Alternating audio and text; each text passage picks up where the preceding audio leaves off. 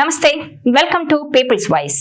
ఇప్పుడు మనం తీసుకోబోతున్న టాపిక్ ఏంటంటే వైసీపీ వర్సెస్ జనసేన పోటాపోటీగా పుట్టినరోజు వేడుకలు. వైసీపీ వర్సెస్ జనసేన. ఈ రెండు పార్టీల మధ్య ఇప్పటికే పచ్చగడ్డి వేస్తే భగ్గుమంటోంది.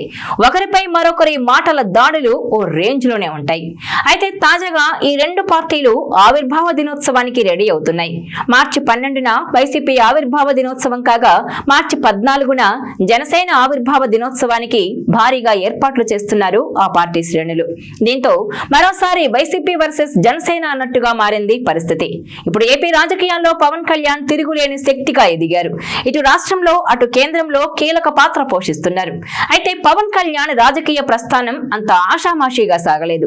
అడుగడుగున ఆయన ఎన్నో ఇబ్బందులు ఎదుర్కొన్నారు. వాటన్నింటినీ తట్టుకొని నిలబడగలిగారు. ఆయన 100% స్ట్రైక్ రేట్ తో చరిత్ర సృష్టించారు. ఈ నేపథ్యంలోనే పార్టీ పెట్టి 10 ఏళ్లు పూర్తవుతున్న సందర్భంగా క్యాడర్ కు దిశానిర్దేశం చేసేందుకు పెద్ద ఎత్తున ప్లేనరీ ఏర్పాటు చేయాలని ఆ పార్టీ నిర్ణయించింది. వచ్చే నెల 14న పిఠాపురంలో జనసేన ఆవిర్భావ వేడుకలు నిర్వహించనున్నారు. దీంతో భారీ బహిరంగ సభకు ఏర్పాట్లు చేస్తున్నాయి జనసేన శ్రేణులు.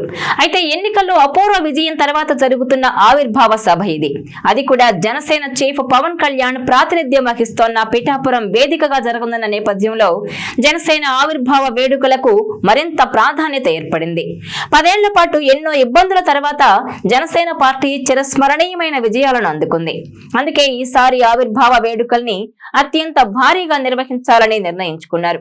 ఎందుకు పిఠాపురం అయితేనే సరైన వేదిక అనుకున్న పార్టీ పెద్దలు వేదికను ఎప్పుడో ఖరారు చేశారు. ఇప్పుడు సమయం దగ్గర పడుతుండటంతో సన్నాహాలు ప్రారంభించారు.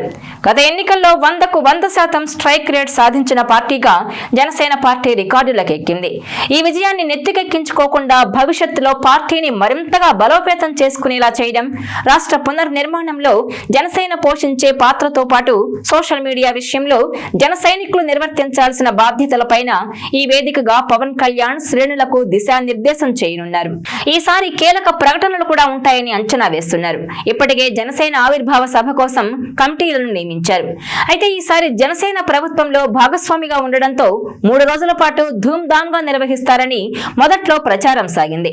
మార్చి 12 నుంచి 14 వరకు జనసేన ప్లేనరీ సాగుతుందని కూడా అనుకున్నారు. ఈ సందర్భంగా పార్టీ ప్రతినిధులతో సమావేశం ఉంటుందని, ఈ సందర్భంగా కీలక చర్చలతో పాటు భవిష్యత్తు మీద దిశానిర్దేశం అధినేత హోదాలో పవన్ చేస్తారు అని ప్రచారం సాగింది. అయితే లేటెస్ట్ గా వచ్చిన ప్రకటన చూస్తే గనుక జనసేన ప్లేనరీ ఒక రోజే అని అంటున్నారు. ఈ నెల 14న బహిరంగ సభ ఉంటుందని, పవన్ ఆ సభలో ప్రసంగిస్తారని అంటున్నారు. ఈ సభతో జనసేన ప్లేనరీ ముగుస్తుందని అంటున్నారు. మరి ఒక్క రోజుకే జనసేన ప్లేనరీ పరిమితం కావడం అన్నది బిగ్ చేంజ్ అనే చెప్పాలి. ఇలా ఎందుకు నిర్ణయం తీసుకున్నారన్నది చర్చగా ఉంది. జనసేన ప్లేనరీ మీద రాజకీయంగా పెద్ద ఎత్తున చర్చ సాగుతున్న నేపథ్యం ఒకవైపు ఉంది. జనసేన అధినాయకత్వం పార్టీకి ఇచ్చే సూచనలు, కార్యాచరణ ఏంటి అన్నది కూడా అంతా చర్చించుకుంటూ వచ్చారు. గత నెలలో జనసేన విడుదల చేసిన ఒక ప్రకటనలో కూడా అన్ని విషయాలు సమగ్రంగా జనసేన ప్లేనరీలో చర్చించుకుందామని పేర్కొన్నారు. మరి ఇప్పుడు పార్టీ ప్రతినిధుల సభ ఉంటుందా లేదా అన్నది చర్చకొస్తోంది. అయితే మార్చి 14న ఉదయం ప్రజా ప్రతినిధుల సభ నిర్వహించి సాయంత్రం బహిరంగ సభ నిర్వహించొచ్చు అన్న ప్రచారం సాగుతోంది. అయితే 3 రోజుల పాటు ప్లేనరీ నిర్వహిస్తే పూర్తి స్థాయిలో పార్టీ పండుగను అంతా ఎంజాయ్ చేస్తారని అంటున్నారు. మరి జనసేన ప్లేనరీ ఒక రోజైనా లేక 3 రోజులు ఉండొచ్చా అన్నది ఇప్పటికీ చర్చగానే ఉంది. చూడాలి మరి ఏం జరుగుతుందో. తాజాగా వచ్చిన ప్రకటన చూస్తే మాత్రం జనసేన బహిరంగ సభ 14న జరుగుతుంది అని ఉంది. ఇక ఇదిలా ఉంటే మార్చి 12న వైసీపీ ఆవిర్భావ దినోత్సవం జరగనుంది. 14 ఏళ్ల నుండి 15వ సంవత్సరంలోకి అడుగు పెడుతోంది వైసీపీ. అయితే ఇప్పుడు ఆ పార్టీ అధికారంలో లేదు. ఘోర ఓటమి తర్వాత జరుగుతున్న ఆవిర్భావ దినోత్సవం ఇది. మరోవైపు పార్టీ శ్రేణులు ఒక్కొక్కరుగా తమ దారి తాము చూసుకుంటున్నారు. ఇంకోవైపు కేసులు చుట్టుముట్టడంతో కీలకంగా ఉన్న నేతలు కూడా అరెస్ట్ అవుతున్నారు. మరికొందరిని కూడా అరెస్టు చేస్తారన్న టెన్షన్ పట్టుకుంది ఆ పార్టీకి.